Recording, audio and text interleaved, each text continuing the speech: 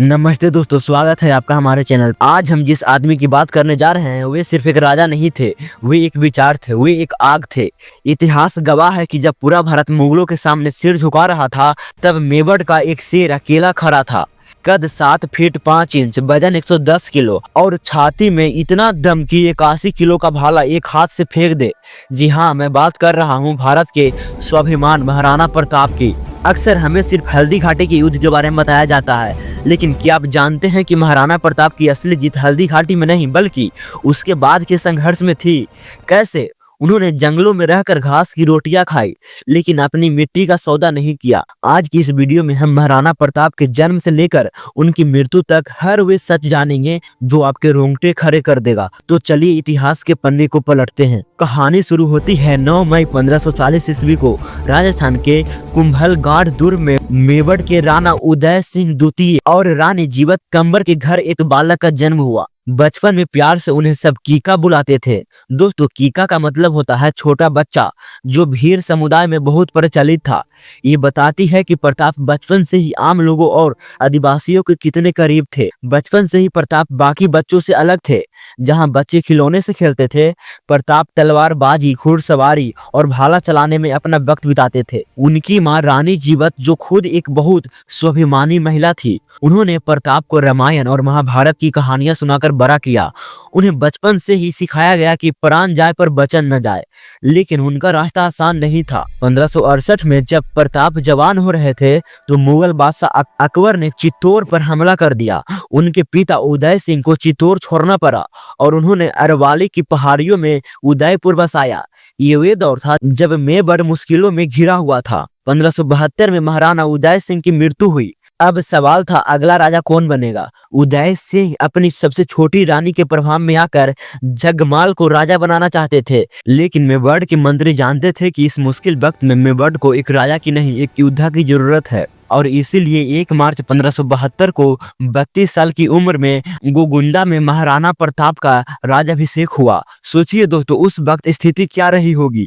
एक तरफ मुगल सल्तनत जिसका सूरज कभी डूबता नहीं था, जिसके पास लाखों की फौज थी, और दूसरी तरफ छोटा सा मेवाड़ जिसके पास न तो बड़ी सेना थी और न ही धन दौलत। अकबर ने प्रताप को झुकाने के लिए कई बार अपने दूत भेजे, लालच दिया, धमकी दी, कहा कि बस हमारी अधीनता स्वीकार कर लो, पूरा राज तुम्हारा रहेगा। लेकिन महाराणा प्रताप का जवाब सिर्फ एक था, मैं सर कटा सकता हूं लेकिन मुगलों के आगे झुका नहीं सकता। बस यही वे इनकार था जिसने इतिहास के सबसे भयंकर युद्ध की नींव रखी। तारीख थी 18 जून 1576। जगह हल्दी घाटी। इसे हल्दी घाटी इसलिए कहते हैं क्योंकि यहाँ की मिट्टी हल्दी जैसी पीली, लेकिन उस दिन ये मिट्टी लाल होने वाली थी। आखिर सुनिए, मुगलों की तरफ से राजा मान सिंह, जो एक हिंदू थे, उनके नेतृत्व में लगभग 80,000 से 1 लाख तक सैनिक, और सामने कौन था? महाराणा प्रताप के पास सिर्फ 20,000 सैनिक, यानी 1 के मुकाबले 4 या 5। इस सेना में सिर्फ राजपूत नहीं थे, इसमें हकीम खान, सूरी जैसे पक्के मुसलमान भी थे जो प्रताप के लिए जान देने को तैयार थे, और भीड़ आदिवासी भी थे जो अपने तीरों से दुश्मनों के भेद रहे थे। युद्ध शुरू हुआ। महाराणा प्रताप का रूप देखकर दुश्मन कांप उठते थे। जरा इमेजिन कीजिए, 7 फीट का योद्धा, 72 किलो का कवच पहने, हाथ में 81 किलो का भाला और 25-25 किलो के 2 तलवारें, और उनके नीचे उनका सबसे वफादार साथी चेतक। चेतक कोई आम घोड़ा नहीं था, वह हवा से बातें करता था। उसके चेहरे पर हाथी का मुखौटा लगाया जाता था ताकि दुश्मन के हाथी कंफ्यूज हो जाए। युद्ध के बीच में एक ऐसा पल आया जो आज भी रोंगटे खड़े कर देता है। महाराणा प्रताप ने मुगल सेनापति मान सिंह को देखा जो हाथी पर बैठ रहा था। चेतक ने छलांग लगाई और अपने दोनों पैर हाथी के मस्तक पर रख दिया। प्रताप ने अपना 80 किलो का भाला फेंका। मान सिंह तो हैदे में छिपकर बच गया, लेकिन उसका महावत मारा गया। लेकिन इस कोशिश में चेतक बुरी तरह घायल हो गया। हाथी के सूर में लगी तलवार से चेतक का पैर कट चुका था। मेवाड़ के सेनापति समझ गए कि अगर महाराणा प्रताप को कुछ हुआ तो युद्ध खत्म हो जाएगा। झाला मान सिंह ने तुरंत प्रताप का मुकुट खुद पहन लिया और दुश्मनों को अपनी तरफ मोड़ दिया। उन्होंने अपनी कुर्बानी दी ताकि मेवाड़ का सूरज बच सके। इधर घायल चेतक अपने स्वामी को लेकर रणभूमि से दूर भागा। एक कटा हुआ पैर, खून बह रहा है, लेकिन चेतक रुका नहीं। रास्ते में एक बहुत बड़ा बरसाती नाला आया आम घोड़ा शायद रुक जाता, लेकिन चेतक ने एक लंबी उछाल लगाई और नाले को पार कर गया। नाले के पार जाकर उसने अपने स्वामी को सुरक्षित उतार दिया और वहीं अपने प्राण त्याग दिए। कहते हैं उस दिन फौलादी दिल वाले महाराणा प्रताप भी एक बच्चों की तरह फूट फूट कर रो रहे थे। उन्होंने अपना भाई, अपना साथी खो दिया था। हल्दी घाटी के बाद कई लोग सोचते हैं कि प्रताप हार गए। नहीं दोस्तों, असली लड़ाई तो अब शुरू हुई थी।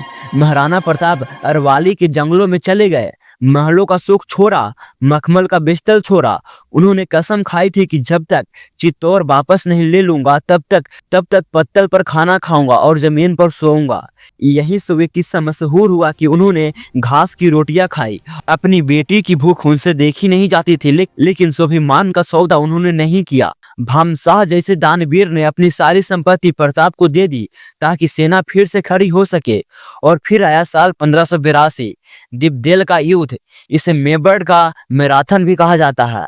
इस बार प्रताप ने मुगलों पर ऐसा हमला बोला कि मुगल सेना की धज्जियां उड़ गई।